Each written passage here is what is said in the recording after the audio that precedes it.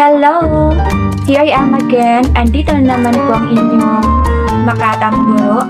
So, isa naman pong tago sa pusong tulang inyong marinig.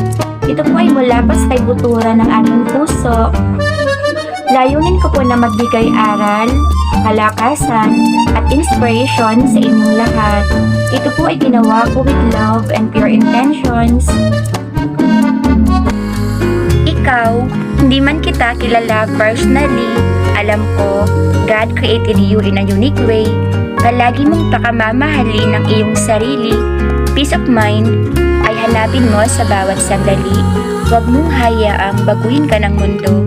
Gaano man karami ang mga achievements mo, piliin mong mamuhay ng masaya at mapayapa. Buhay na naaayon sa kalooban ng Diyos Ama. Tayong lahat ay katangi-tangi, magkakaiba man ang ating pag-uugali. Bawat isa ay mahalaga. Tayo ang kanyang pinakamagandang obra. Tayong lahat ay deserve na makatanggap ng mga pagpapala. Ano man ang mangyari, pagiging mabuting tao ay pairalin ha.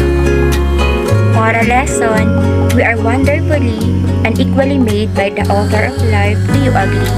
So, let us stop comparing ourselves to other people, diba? Bakit si ganyan? Bakit si ganito? Bakit ako wala pa? We are unique in His eyes. Remember this? There is no comparison between the moon and the sun. They shine brightly in a unique way.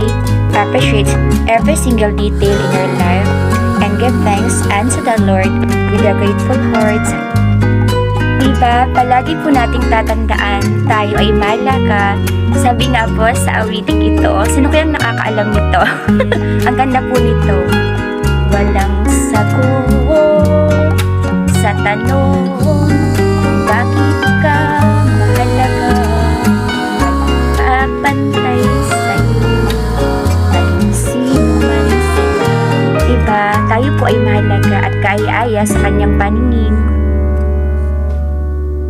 Awit 37 verse 4, sa Diyos mo hanapin ang kaligayahan at ang pangarap mo'y iyong makakamtan.